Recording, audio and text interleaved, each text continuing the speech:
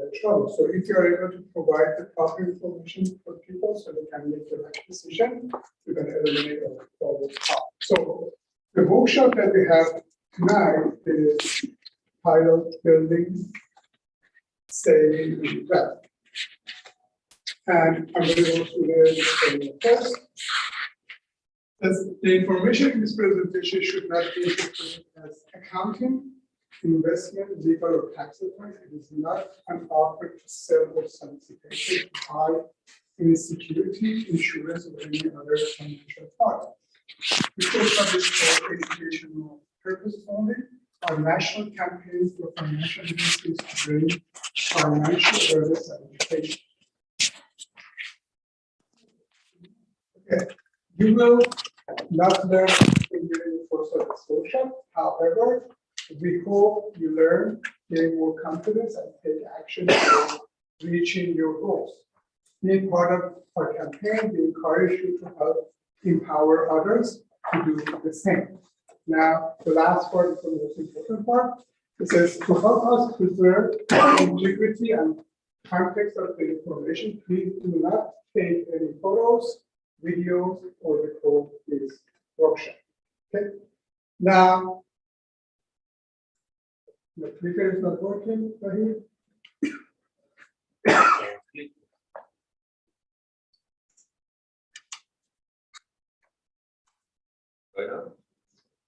Okay. Now, as I mentioned before, we are focusing on our 30 by 30 campaign. Financial education is not an option, it's a necessity. Our system leader is committed to educating and empowering 30 million families by year 2030.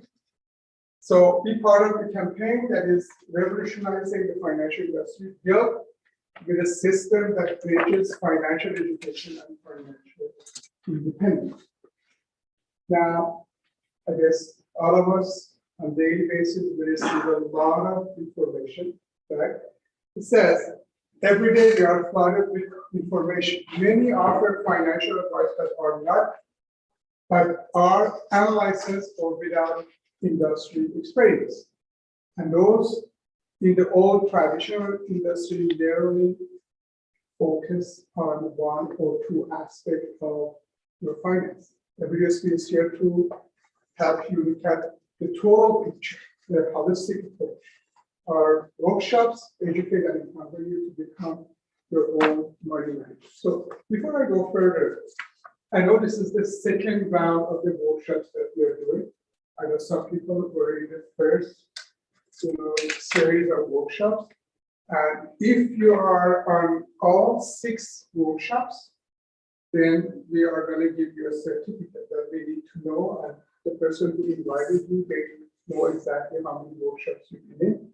But when you finish the 6th one, let us know, and we're going to print you the certificate of it, right?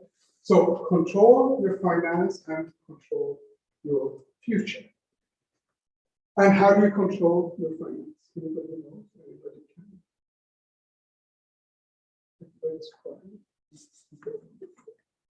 How do you control anything? By keeping record. Exactly. You see, you control your finance when you have the proper information. Okay, so you need to be educated, right? Now, as I mentioned, this is workshop number 1, series 2. On this TV, they have episodes, and they have what they call it. What is the other one they call it? Season 1, season 2. So we are on season 2, episode 1. So building. Okay, here anybody's the phone rings, they have to pay $20 to me. Okay, so building, saving, and wealth. What will you learn? Identifying your goal, the financial foundation mindset. Somebody said it. Okay, so very quickly. So, as I was mentioning, what are we going to learn tonight? We're going to we're going to do identifying our goals, the financial foundation mindset, what is the wealth formula and how will it help us, and comprehend the effect of time and inflation on your assets. You see, most of the time, people are worried about how much they're going to make. But in fact, they're supposed to be worried about how much they're going to keep at the end. Okay, and you have to find ways to keep more of your hard work. Okay, now the concept of money.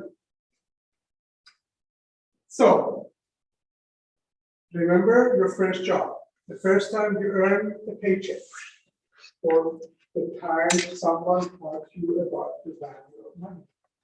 See, my younger one is 17 years old, and this past summer, she got a job. She got a job, she was working at the Montessori school, and they were paying her. And I'm glad that she went through that process, because before going for the job and making money, she didn't have any concept of money. You know, the ordering, you know, and what's called it, Uber Eats, or let's say when she would go to the mall and whatever she would see, she wanted to buy. But now she's very careful. Okay, whatever she wants to buy, she's calculating if she wants to buy this item, how many hours she has to work. Okay, so this is to me, and I guess this applies to everyone, right? So, or the time someone taught you about the value of money. What are the most common things you financially plan for? What do you plan for? Buying a house, car, kids' education, retirement. But you see, in reality, some of us focus more on the vacation that we're going to do than the retirement that we're going to have in 10, 20 years, right? So now, school education, vacation and travel, you see, engagement, wedding, home, retirement, so, and the ring, look at the ring. See? So a lot of people are planning for this. See, they're planning for this, right? But they forget the main thing that they have to plan for, right? Now, goal setting. So setting and reevaluating goals is an important part to being financially secure. Okay? Now, if you're saving and building your future without solid goals, you're more likely to overspend and not have the resources that you need the most.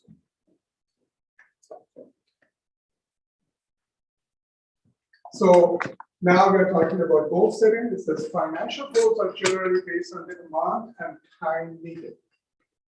Different ages will have different goals and time frames. And this is it's common sense, right? Now, you're going to have short-term goals, you're going to have mid-term goals, and you're going to have long-term goals, right? So, less than a year is going to be your short-term goals, right? And so, okay, pay off a specific debt, saving for a vacation. These are the examples of the short-term goal. Now, between 1 and 5 years is going to be your mid-term goal. Pay off the car, pay off debt. It's going to be an example of a mid-term goal. And the long-term goal is over 5 years. Examples are kids' education, down payment for the house, retirement. At the end of the day, each goal must be paired with an action. What are you doing to achieve that goal? So basically, for whatever you want to achieve, there are certain sacrifices that you have to do. Right?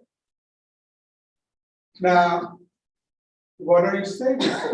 We're going to go through this item. And there are some items here that I want you to look at it and see the different people are what's called it saving for different reasons. But the most important thing for me is this one. People are saving for purse.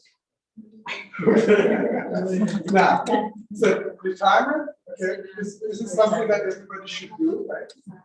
If the retirement is someone, everyone should do it. Education, university, medical expenses, elective surgeries. Yeah. What is it? Elective surgeries?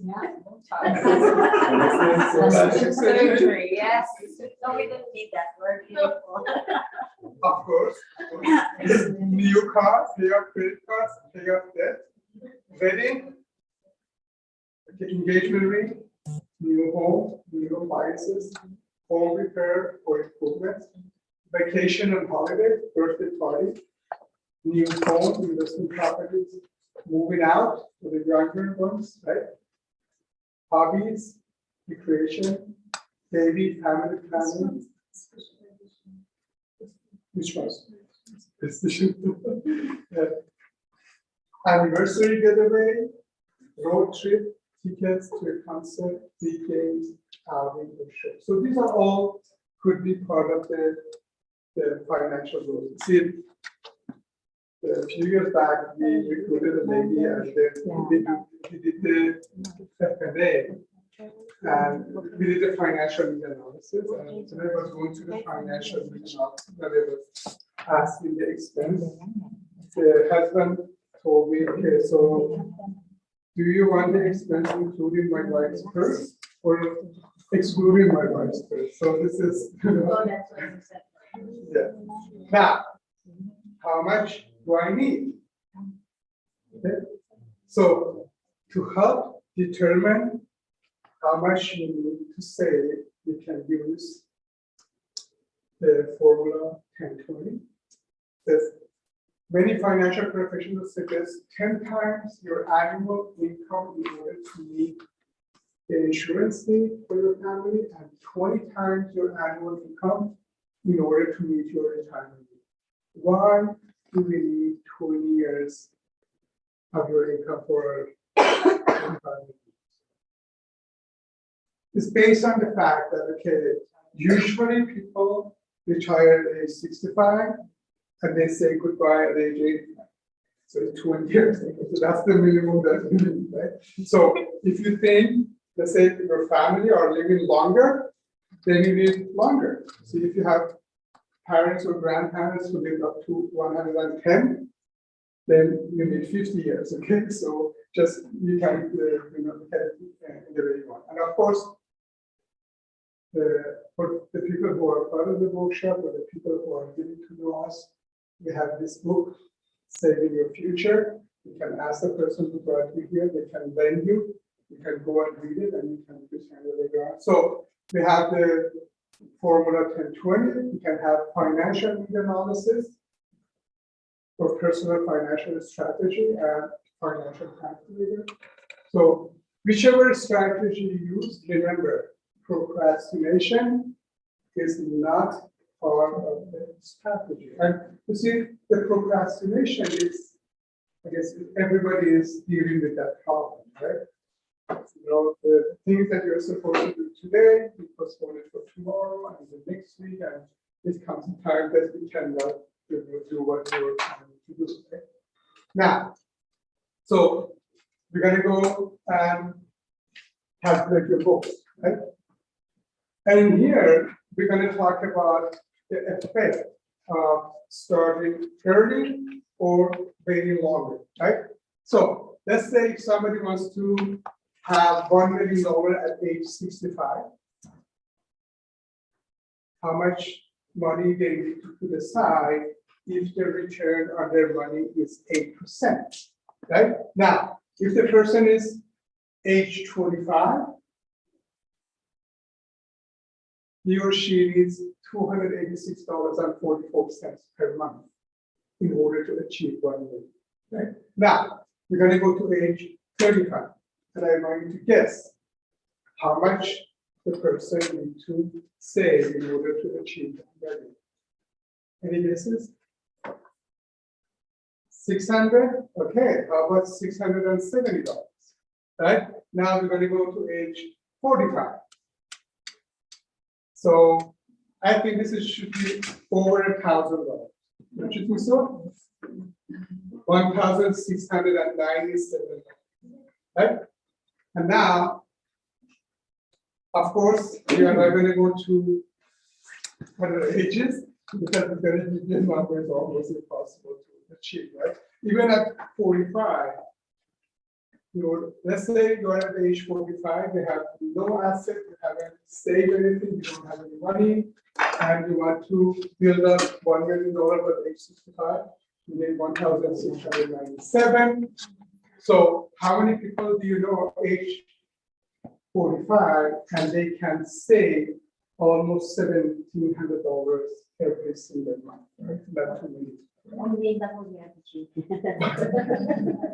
And you see, they've been in the PhD for a few years. They have already started early, and now work with someone on your goals to assess your current situation, develop a strategy to reach them, and what you do after you have achieved your goals. Now, obstacle along the way. Okay? You set up your goal, now you're going to hit the obstacle, right? How are you going to deal with that? On the road to our goals, we must prepare for when life happens. A broken down car, loss of property or weapons, those can be pushed further away into a financial setback, right? Now, would you rather feel certain if your finances would you rather feel certain in your finances or scramble by asking for donation to crowdfunding? See, people can set up plans with minimum effort to avoid the time that things happen and they have to go through, the real struggles. Now, prepare for these unexpected events by having a proper financial foundation. And we're going to go through the financial foundation and we're going to talk about the steps.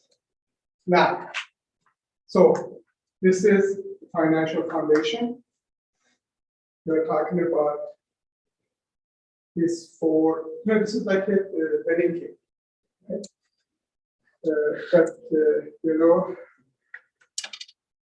So the proper protection comes first. So this is the foundation. This is the, for whatever, let's say if you want to build a castle, okay? What do you focus on first? You focus on building the foundation. And guess what? If you build your castle on sand, what's going to happen? It's going to be washed away, right? So you have to make sure.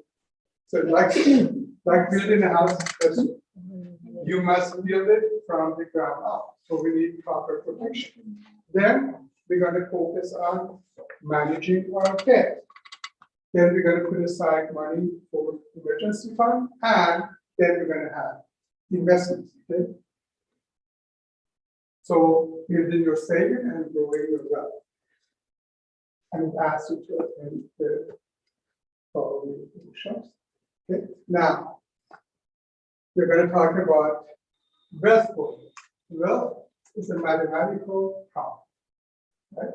So basically, you need money. If you don't have money, you cannot build wealth, all right? So then you need time. You see, you cannot have money $100,000 tonight, and tomorrow night it turns to 200,000, right? You need to give it time. Then you have to look at the inflation. See, inflation in Canada for many years was around 3%, 2.5–3%. What was the inflation last year? 4.7.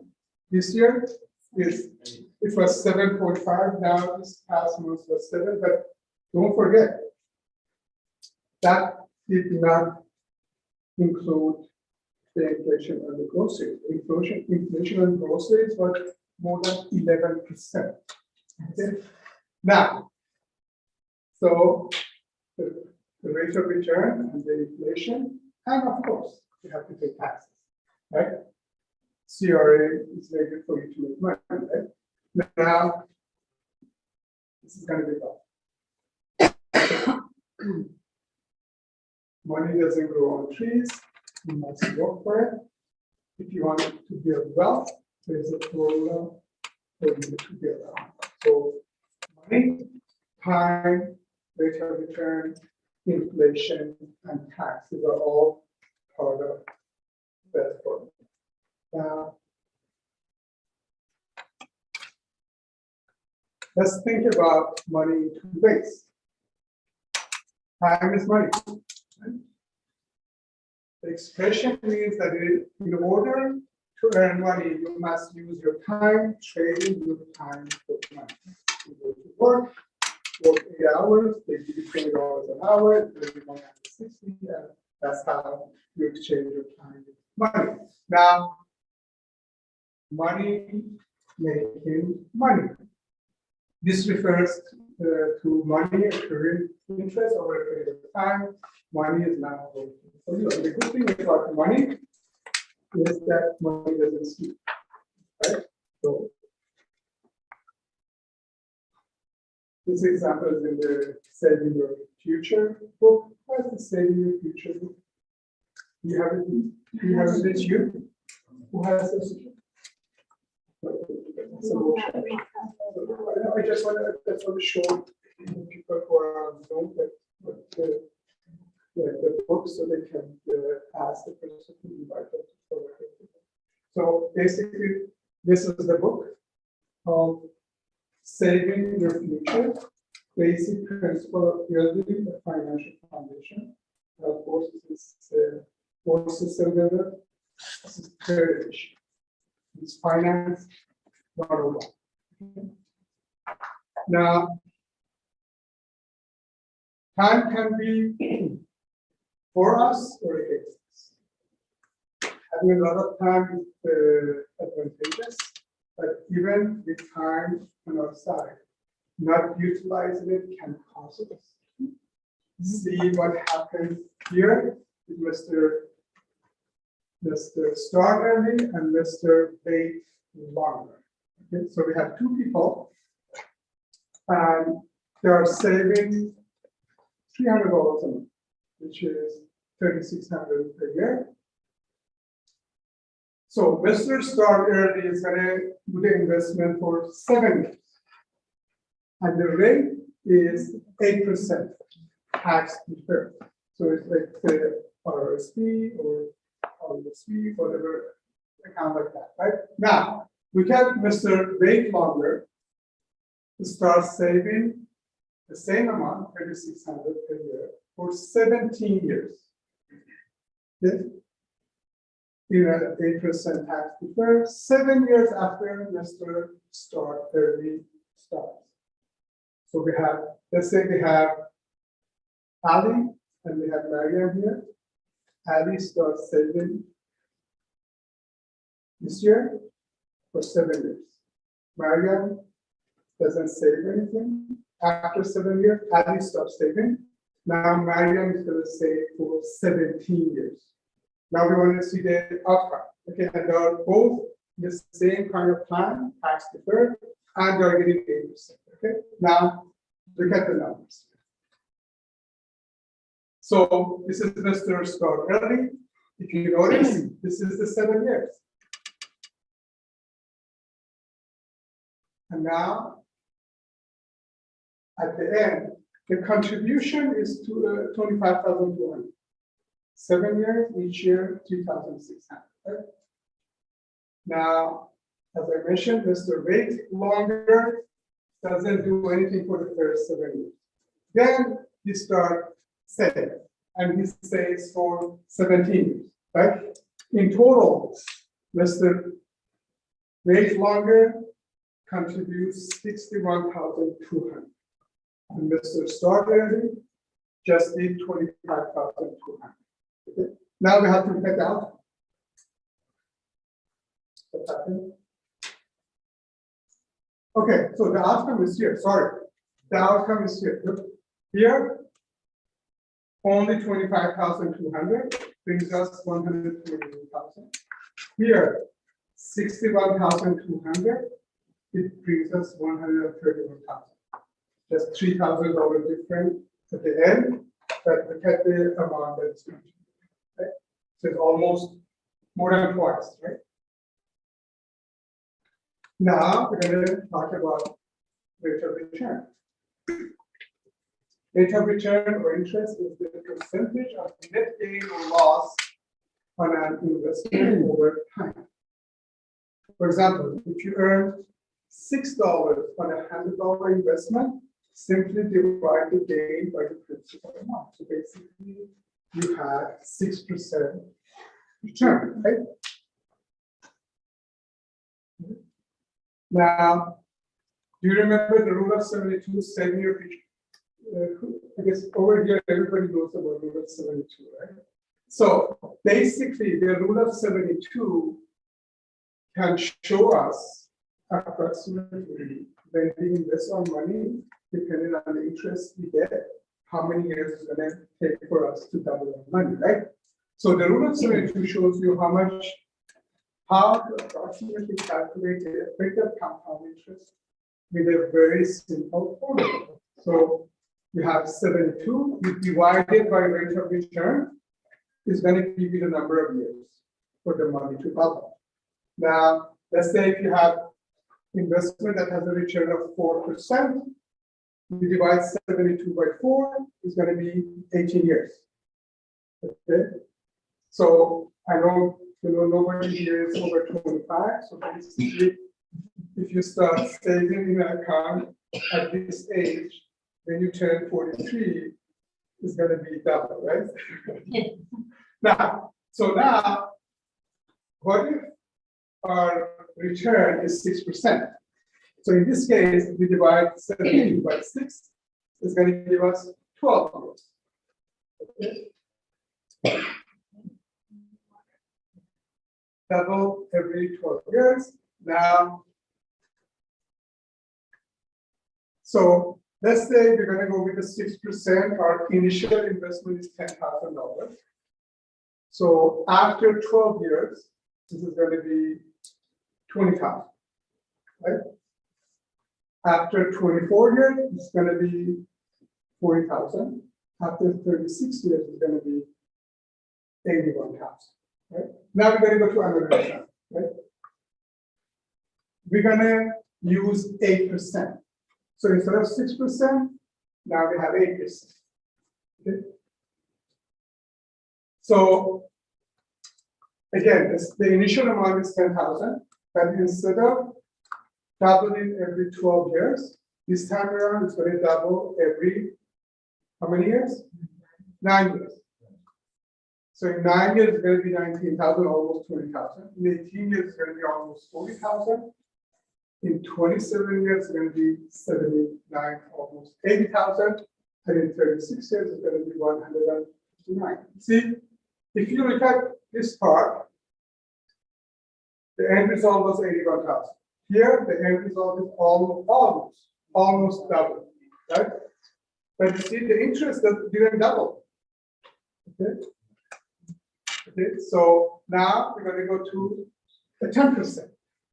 So with 10%, if you divide 72 by 10, every 7 years and 2 months, our money is going to double, right? So again, the initial amount is 10,000. 7 years is going to be almost 20,000. 15 years is going to be almost 42,000, 81,000, 158,000, 309,000. Again, if you look at these two numbers, this one is almost double of the other one, but the interest just went up 2%. So, and you see, this formula can work for you, or it can work against you.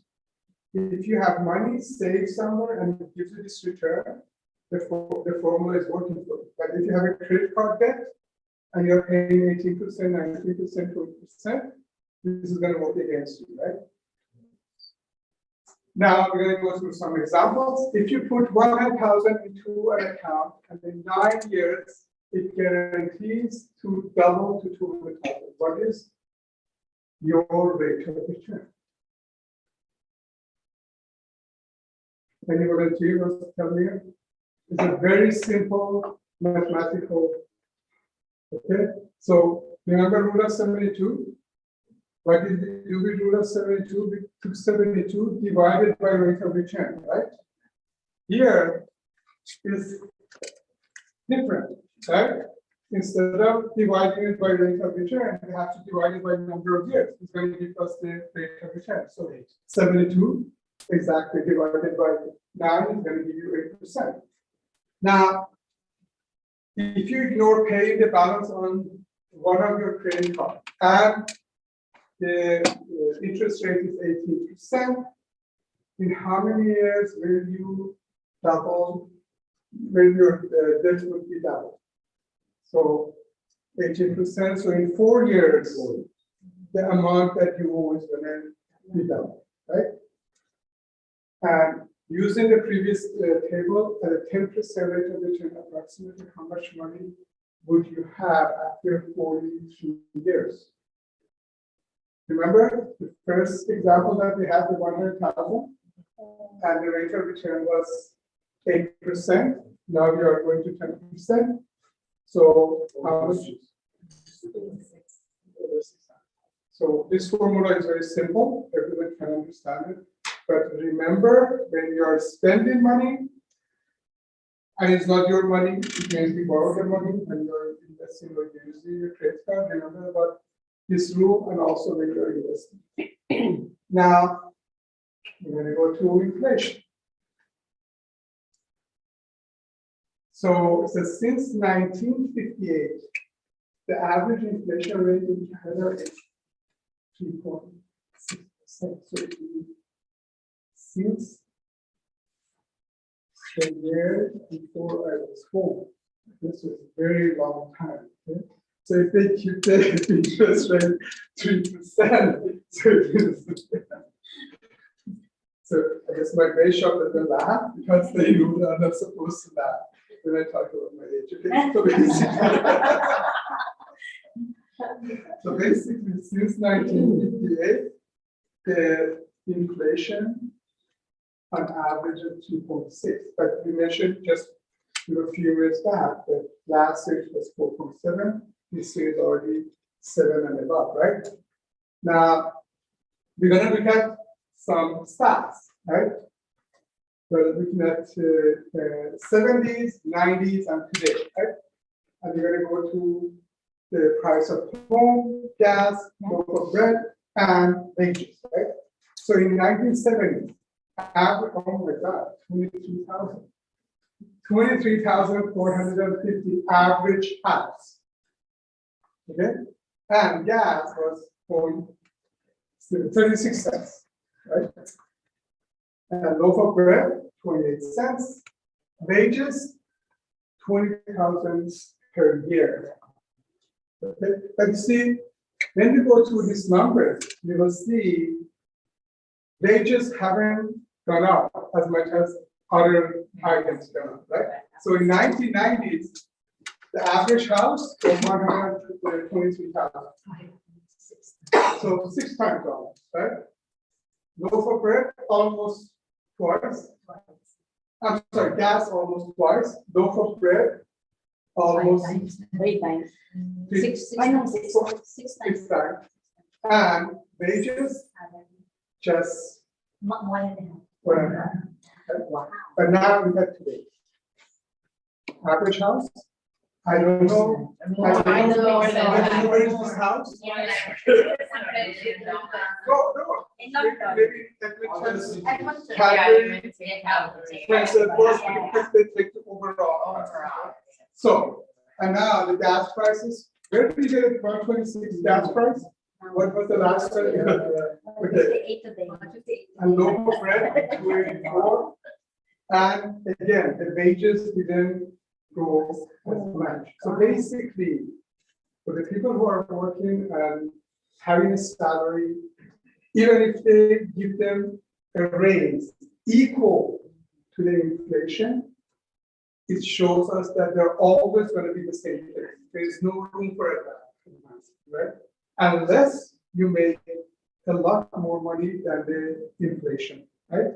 So, assuming an inflation rate of 3%, what will your $100 buy over the next 20 years? Okay, so this is years from now, purchasing power decreases to inflation increases amount equal to 100. So 5 years from now, your $100 is going to have a value of 86. Because the inflation eats up the value, right? And you need to have 106. You need to spend $116 that is equal to 100 of today, right? Now, 10 years from now, your $100 is going to have a value of $74, and you have to spend $134. And 15 years from now, it's going to be $64, and you need to spend $156. In 20 years, almost half, right? Your $100 is going to be $55, and you need to spend $181. 100. So we know the importance of inflation. We know so far the importance of time, and we know the importance of the rate of return. Now, I guess the next part is going to be okay. So, what is the purchasing power of your $100 doing? So, is it increasing, or staying the same? It's increasing.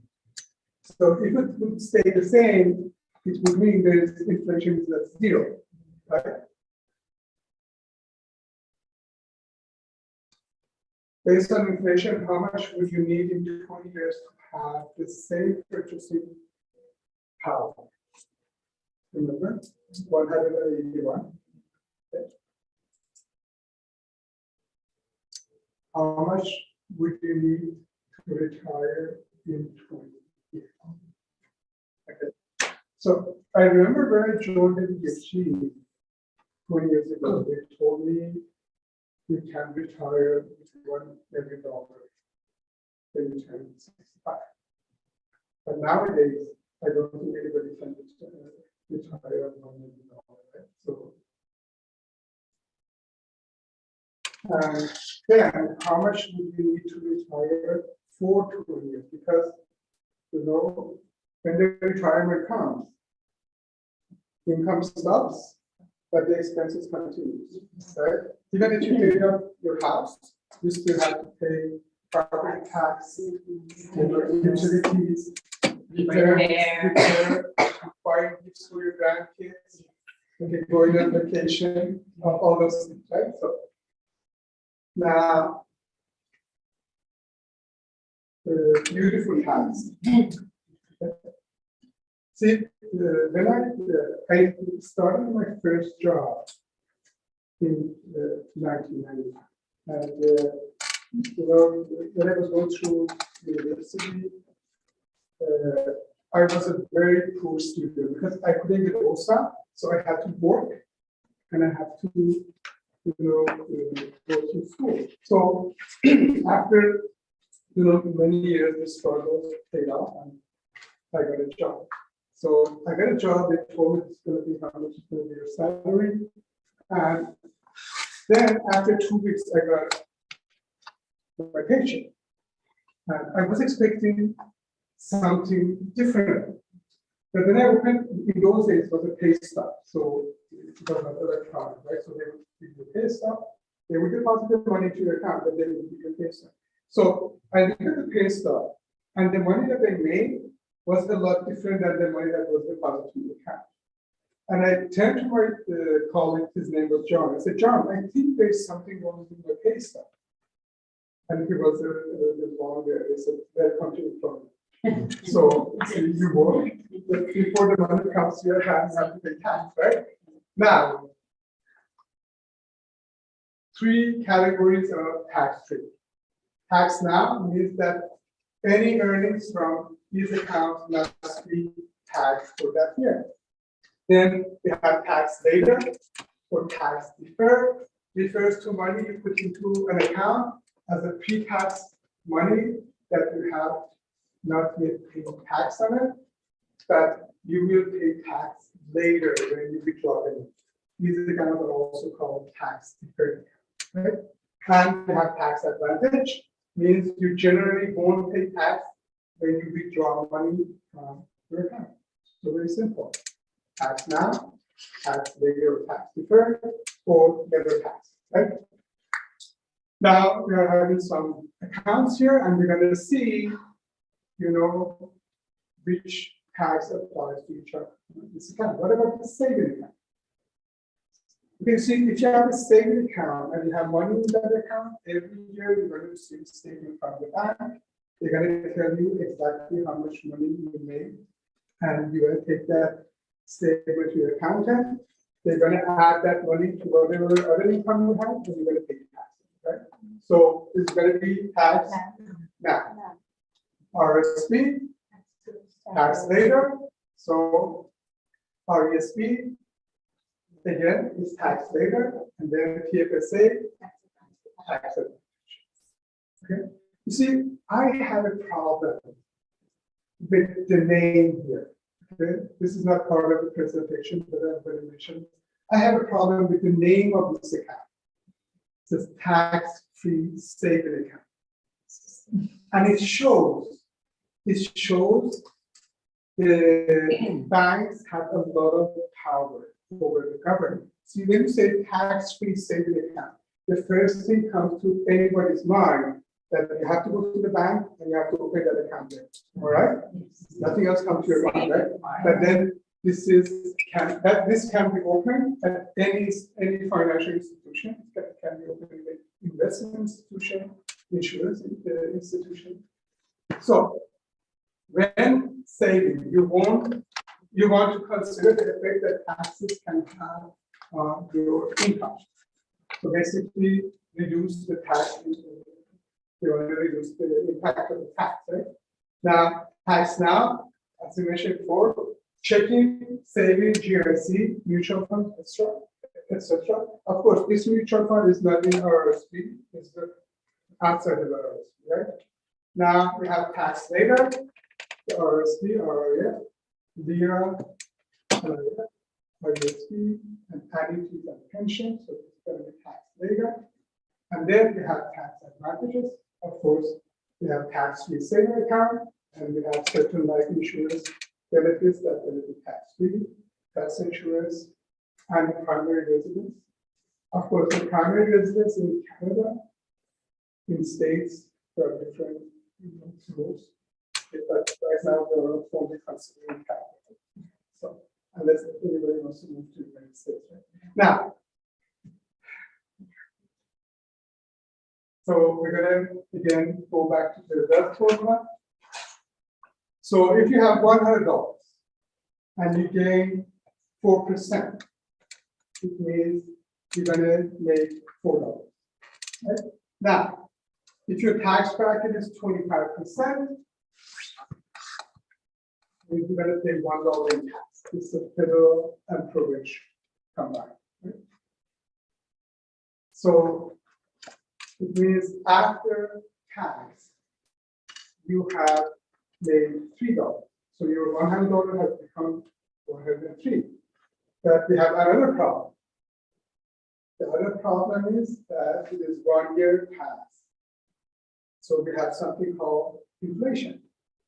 And if the inflation is 3%, it means you have 100. So you didn't gain it. You think you are investing. Okay? You think you are investing, and you see the problem is, we know a lot of people go to the banks and they put their money in the accounts that are going to give them 1, 2, 3%. And people are putting their money there. The problem is at the bank, they don't talk about the tax, they don't talk about the inflation. And these people think, okay, I'm investing money, I'm going to get 3%. Hallelujah, right? But what's going to happen at the end, right? So you must get at least 4% in interest to beat the tax and inflation. Are you gaining or losing? Okay. Ask yourself, what would it mean for your family when you have enough money to be free of financial worries? Okay. See, I always, when I started this business, I wanted to be in a position that if my kids ask me for something, and if I would say no to them, it wouldn't be because I can't afford it.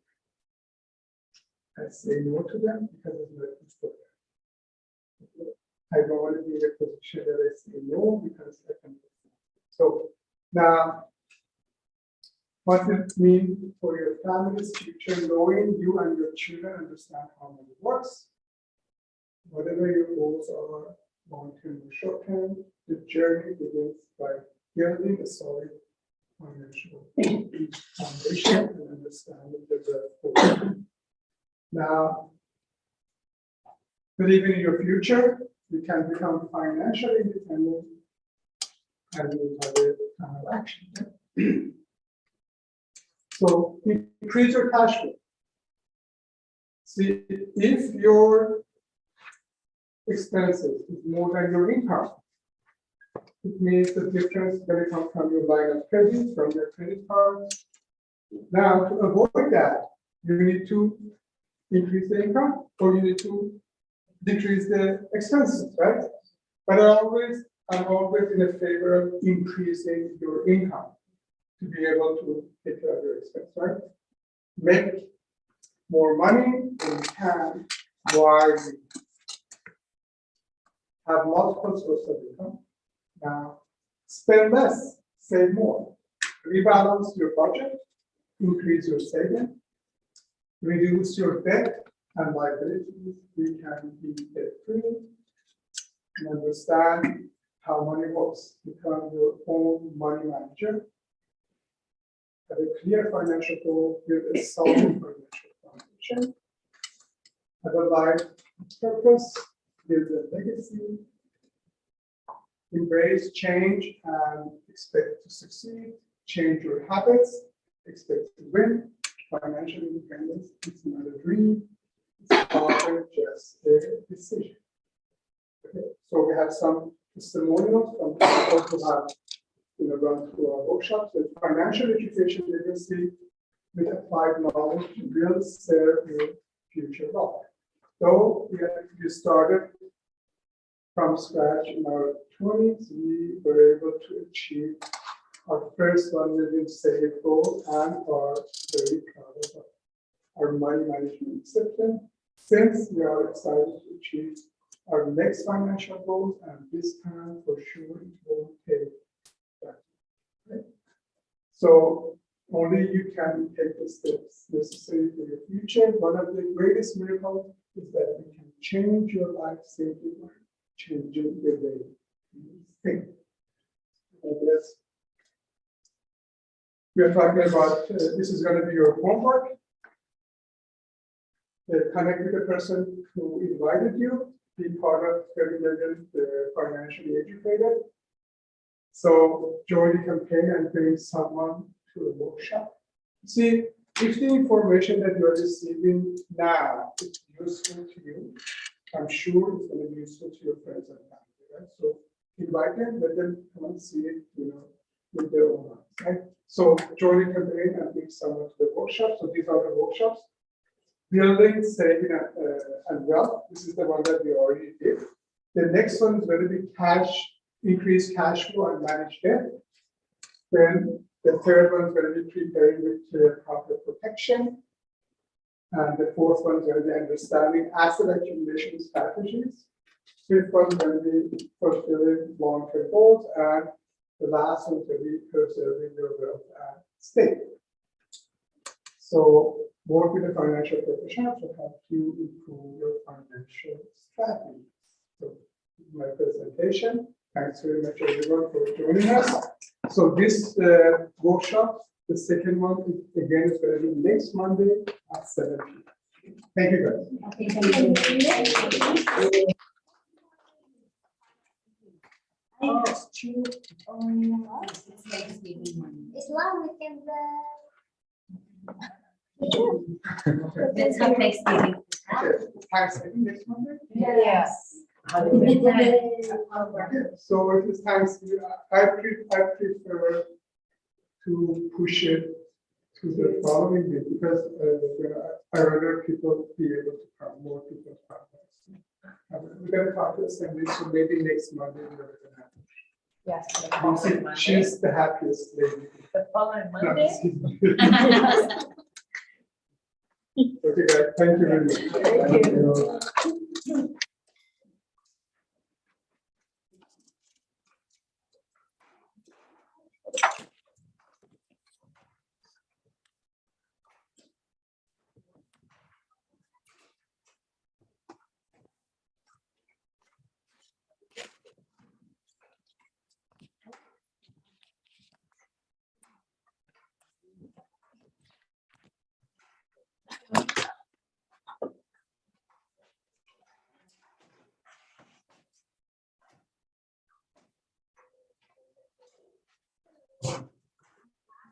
How are you?